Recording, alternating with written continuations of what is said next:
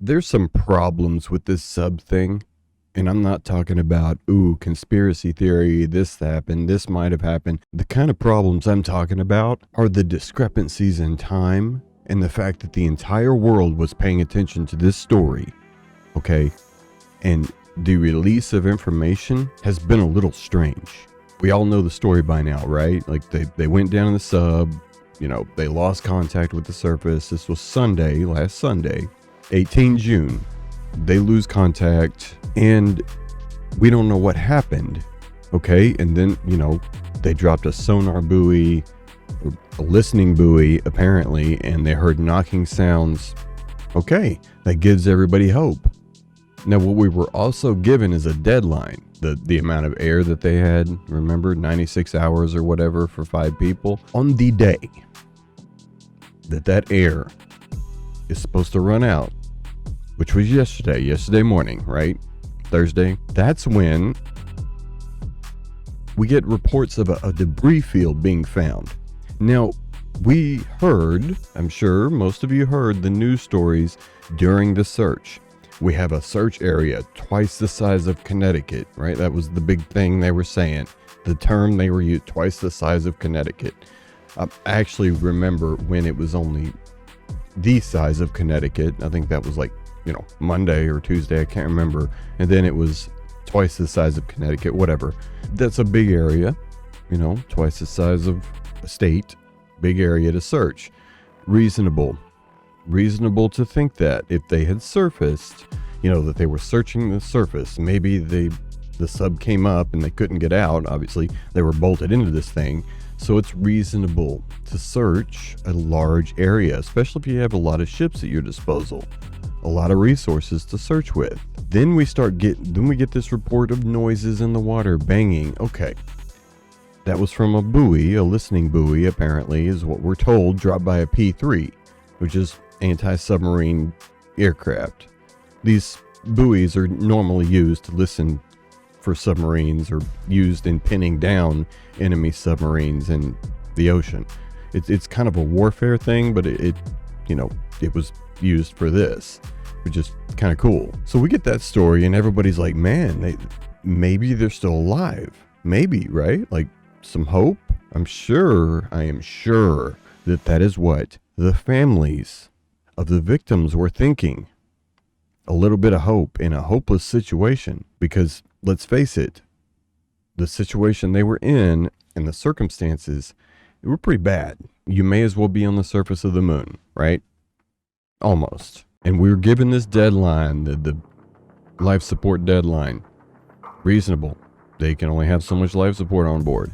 So we're hearing noises, and they do have oxygen. They would have enough, theoretically to last to this point. So we're thinking, man, they're trapped down there at the bottom of the ocean. Yesterday, when the air was deadlined to run out, by what we're told, is when we get confirmation of a debris field. Now, the debris field was not twice the size of Connecticut away from the wreck of the Titanic. The debris field was 1,600 feet from the bow of where they were supposed to be and where everybody knew they were going. When did they find that debris field? Curious minds want to know. Furthermore, and I am kind of pissed off about this, I'll admit, because the implications of what we're being told here is bad. Let's just say that. The sound of the implosion was picked up by sonar nets, SOSAs. Okay, it's like a picket line of acoustic monitors used to detect Soviet submarines, or I guess enemy submarines at this point. We're told that the U.S. Navy picked that up on Sunday. The story yesterday was that the U.S. Navy picked it up on Sunday and started monitoring right after the surface ship, Horizon Arctic or whatever, lost contact with the Titan. It's right here in the article. Now, here's the problem with this particular piece of information. I had to use the Wayback Machine to pull this article up because I couldn't find it anymore. This is an article from yesterday. As you can see here, a U.S. defense official said the Navy began listening for the Titan immediately after the vessel lost communication with the mothership, approximately an hour and 45 minutes into its mission Sunday morning. Now, the Navy began listening. I'm going to read this again so you understand the implications of this. Began listening for the Titan immediately after the vessel lost communication with the mothership. They began listening. That's active. That's an active job.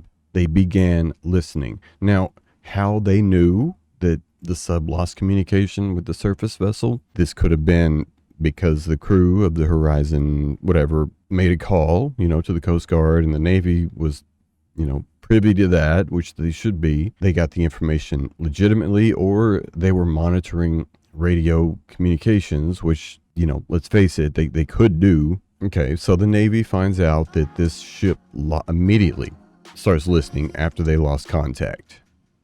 Now, this is not the Wayback Machine. This is newsnationnow.com, some news site or whatever. The submersible was reported missing Sunday. The U.S. Navy went back and analyzed its acoustic data and found an anomaly. They went back and analyzed. They weren't listening. Or were they? Which one is it? Just found it after the fact?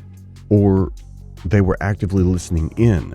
Having that information for several days, imagine even if they had waited till Monday to notify everyone, because remember, I brought this up already.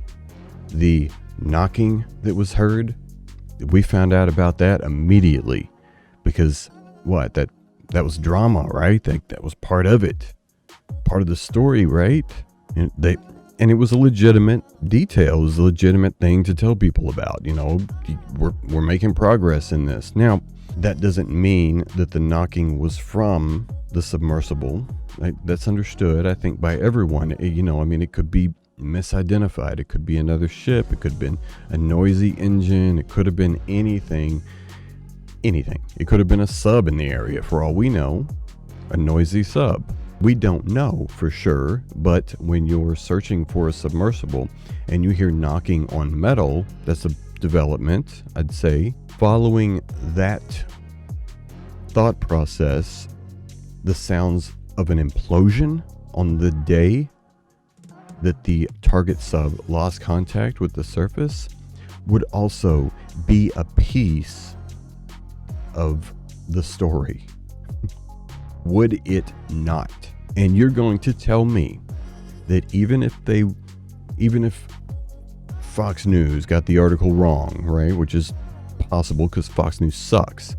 But even if they got it wrong and the Navy wasn't actively listening or the spokesperson quoted it wrong, you're going to tell me that as the world watches this entire thing happening, the U.S. Navy says 4 days later, you know what?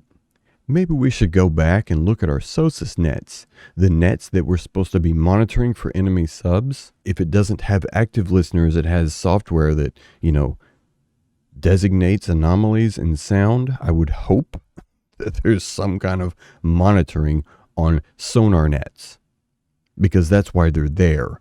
They're meant to be monitored. So if it's not people sitting around with headphones on, then hopefully it's a freaking computer algorithm or something watching the screen. Otherwise, why do we have it? These sonar nets are designed to hear the quietest vehicles on the planet. Nuclear submarines. They are beyond quiet. That means that the sonar nets have to be very, very sensitive to sound because they're listening for the quietest things on the planet. You mean to tell me that sonar net that is so sensitive, it can pick up nuclear stealthy submarines, wouldn't have had any chance of detecting an implosion? There is no way that the Navy just realized this. Even by the slightest possibility, margin of error that they just found this out, then they need to be relieved of duty. Because if they just now remembered that we have a sonar net that can detect nuclear submarines as well as underwater implosions, which are orders of magnitude louder, they just now remembered that we might have a sound on there. If that wasn't bad enough, the debris field. We're searching an area two times the size of Connecticut, right? That may mean the surface, okay? When did they find the debris field? When did they realize that there were two debris fields located 1,600 feet from the wreckage, from where everybody knew they were going? Y'all, 1,600 feet ain't that far, especially when you're searching an area 2 times the size of Connecticut. When did the camera ROVs get there? The ROVs with the cameras, because I'm assuming that's how they found the debris field, right? They visually confirmed that was a debris field. So when did the ROVs with the camera get there? Because it seems to me, and actually no, it doesn't just seem to me like this. This is actually the truth. All of the steps, the parts of the story that would keep people engaged with the story are the ones that got published over time, steady drip, like a story, an unfolding drama. The parts of the story that supported the story being over were never released, or not released on time, not released nearly as quickly as the steps that kept the story going. Now, this would be bad enough, right? It would be bad enough if it was just based on incompetence, but I don't think it is. I don't think it is based on incompetence, because I have to believe that somebody somewhere along the way knows what they're doing. Okay, obviously they do. We know that because they release the banging sound step of the story, right? So somebody somewhere was getting it right. They can release that, but they can't release the sound of the implosion until 4 days later. Who's in charge of that? Who's they? Did the Navy tell the media about the implosion sound and the media didn't report it, or the Navy just decided to keep it to themselves? Because the reports are conflicting, as you can see. The first thing yesterday that we heard was they were actively listening, and then heard the implosion. Now we've got a news story that says that they went back and checked their logs, basically. So which one is it? Because that's different. Like, that's totally different. Those are opposites, one might say.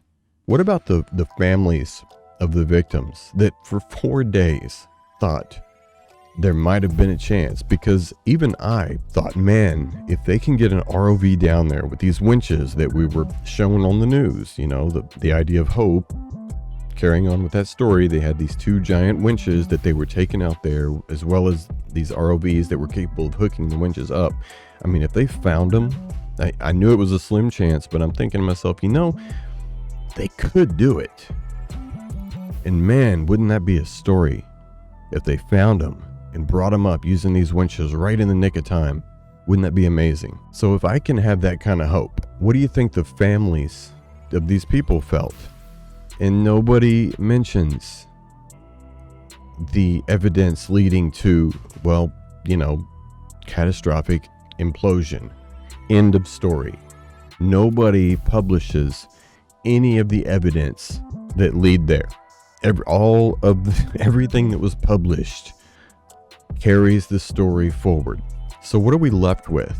You've heard a lie of omission is still a lie. It's still wrong. Well, they're omitting a lot here. When did they find the debris field? When? And did the Navy actively hear the implosion? In one news story from yesterday, they did. And now today, no, they went back and checked the logs. Which one is correct? Because only one of those statements can be correct. They are mutually exclusive. Which one's right? Which one's wrong?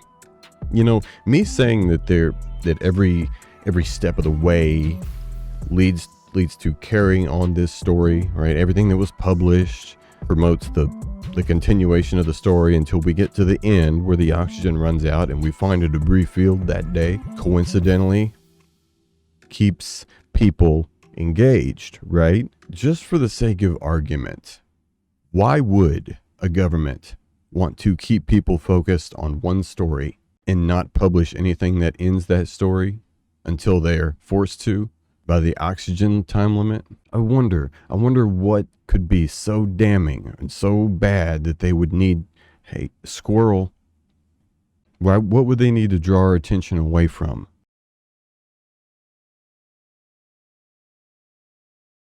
Wow, I have no idea. Good day.